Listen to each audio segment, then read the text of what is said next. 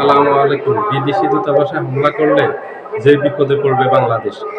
বাংলাদেশ অনেক বড় ধরনের বিপদে পড়বে বিদেশি দূতাবাসে যদি হামলা করে। বিদেশি দূতাবাসে যদি আক্রমণ করা হয় তাহলে বাংলাদেশ সমস্যায় পড়বে, পুরো দেশটা সমস্যায় পড়বে। শুধু সরকার না, এবং জনগণ 18 কোটি মানুষের জনগণ এর সাথে সম্পর্কিত। কারণ দেশ সমস্যায় পড়লে জনগণও সমস্যায় পড়বে। এই যে এক এক দেশে এক একটা দূতাবাস থাকে, এক দেশের দূতাবাস আরেক দেশে থাকে, এটা জেনেভা কনভেনশন অনুযায়ী এটা থাকে। এটা একটা নিয়ম হয়েছে 1945 সালে দ্বিতীয় বিশ্বযুদ্ধের অবসানের পর একটা চুক্তি হয়েছে পুরো বিশ্বের সকল দেশের মাধ্যমে, যে সামনে কোনো দেশের এক দেশের সাথে আরেক দেশের যদি কোনো ধরনের সমস্যা হয় যেন যুদ্ধ না হয়, সেটা আলোচনার মাধ্যমে সমাধান করবে। এই জন্য এক দেশে আরেক দেশের রাষ্ট্রদূত নিয়োগ দেওয়া হয়েছে। রাষ্ট্রদূত নিয়োগ দেওয়ার অর্থ হলো প্রতিনিধি নিয়োগ দেওয়া। যদি কোনো সমস্যা হয় তাহলে সেই প্রতিনিধির মাধ্যমে আলোচনা করবে এক সরকার আরেক সরকারের সাথে, রাষ্ট্রদূতের মাধ্যমে আলোচনা করবে, আলোচনা করে সমস্যার সমাধান হবে। কারণ যুদ্ধে যদি দাঁড়ায় তাহলে লক্ষ লক্ষ মানুষ মারা যায়, মানুষের ব্যাপক প্রাণহানি ঘটে, ব্যাপক সম্পদের ক্ষয়ক্ষতি হয়। এই জন্য 1945 সালে দ্বিতীয় বিশ্বযুদ্ধের শেষ হওয়ার পরপরই এই জেনেভা কনভেনশন যেটা আছে, এই জেনেভা কনভেনশনে পৃথিবীর স্বাধীন সকল দেশ চুক্তিবদ্ধ হয় যে তারা আর ভবিষ্যতে যুদ্ধ করবে না। এক দেশের সাথে আরেক দেশে যে সমস্যাগুলি হবে সেগুলি আলোচনার মাধ্যমে সমাধান হবে। আলোচনার মাধ্যমে কিভাবে সমাধান হবে? তাহলে এক দেশে আরেক দেশের প্রতিনিধি নিয়োগ দেবে। এই প্রতিনিধি যাদেরকে নিয়োগ দেয় এদেরকে রাষ্ট্রদূত বলা হয়। এরা হলো প্রতিনিধি। এখানে প্রতিনিধিত্ব করে একটা দেশের কোনো সমস্যা হলে তার মাধ্যমে আলোচনার মাধ্যমে ওটা সমস্যার সমাধান দেওয়া হবে। যুদ্ধে জড়াবে না। যুদ্ধে যেহেতু ব্যাপক প্রাণহানি ঘটে, ব্যাপক সম্পদের ক্ষতি হয়। আমাদের দেশে যে সব দূতাবাস আছে, এসব দূতাবাসে যদি আমাদের দেশের কেউ হামলা চালায় তাহলে আমাদের দেশ ক্ষতিগ্রস্ত হবে, আমাদের দেশ লসে পড়বে।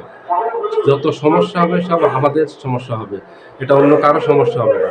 কারণ এটা শর্ত অনুযায়ী একটা দেশ আরেকটা দেশের সাথে জেনেভা কনভেনশনের শর্ত অনুযায়ী এই রাষ্ট্রদূত নিয়োগ করে, এবং সেখানে প্রত্যেকটা দেশ তাদের নিরাপত্তা দিতে দায়বদ্ধ। এই যে কালকে ভারতীয় উপ হাই কমিশনার চট্টগ্রামের যে শাখাটা আছে, এখানে যে আঞ্চলিক অফিসটা আছে, এখানে যে হামলা চালিয়েছেন, এতে আমাদের দেশ ক্ষতিগ্রস্ত হয়েছে। এটা ভারত আওয়ামী লীগ এটা চাচ্ছে যে এরকম একটা ঘটনা ঘটুক। এটা আপনারাও জানেন যে ঘোলাটে একটা পরিস্থিতি তৈরি হলে, দেশে নৈরাজ্যকর একটা পরিস্থিতি তৈরি হলে ভারত বিশ্বের কাছে এটা তুলে ধরতে পারবে যে বাংলাদেশে জঙ্গি তাদের উত্থান করছে, চরমপন্থার উত্থান করছে, তোমরা দেখো এদের বিরুদ্ধে ব্যবস্থা নেই। তখন আমাদের দেশের বিরুদ্ধে ব্যবস্থা নেবে কি? আমাদের দেশের উপর নিষেধাজ্ঞা দিয়ে দিবে। এটা অর্থনৈতিক নিষেধাজ্ঞা দিতে পারে, এটা বাণিজ্যিক নিষেধাজ্ঞা দিতে পারে। তখন কিন্তু আমাদের দেশ উত্তর কোরিয়ার মতো হয়ে যাবে, আমাদের দেশের সাথে কেউ ব্যবসা করবে না। আর ব্যবসা না করলে আমাদের দেশে কোনো কর্মসংস্থান থাকবে না, আমাদের দেশে হাহাকার দেখা দিবে, দুর্ভিক্ষ দেখা দিবে। আমাদের দেশ থেকে কেউ, আমাদের দেশের সাথে কেউ ব্যবসা করবে না, এখানে কোনো কর্মসংস্থান তৈরি হবে না, এখানে কোনো অর্থনৈতিক কর্মকাণ্ড চলবে না, সব বন্ধ হয়ে যাবে। এগুলি যদি আমরা করি, এগুলি যদি এখনই আমরা বন্ধ না করি, এই যে হামলাটা চালিয়েছে এটাই অনেক বড় ক্ষতি হবে। কারণ 5ই আগস্টের পর থেকে আওয়ামী লীগ, ভারত একই সাথে, আপনারা দেখছেন ভারতের প্রত্যেকটা মিডিয়া, সরকার থেকে শুরু করে, সরকারের বিভিন্ন দায়িত্বশীল সূত্র থেকে শুরু করে সবাই একের পর এক বলে যাচ্ছে যে ডক্টর ইউনূস নিজেই জঙ্গিবাদী। তো এখন এগুলিতে ইস্টাবলিশড হয়ে যাবে বিশ্বের কাছে যে হ্যাঁ, বাংলাদেশে জঙ্গিবাদী উত্থান ঘটছে। এই যে দেখো দাড়ি টুপি মোল্লাওয়ালারা গিয়ে এগুলি হামলা চালাচ্ছে, এখানে অনেক শার্ট পরা প্যান্ট পরাও আছে, অনেক দাড়ি টুপিওয়ালাও আছে, ওরা সবাইকে একই কাতারে দেখাই দিবি যে এরা সব জঙ্গি।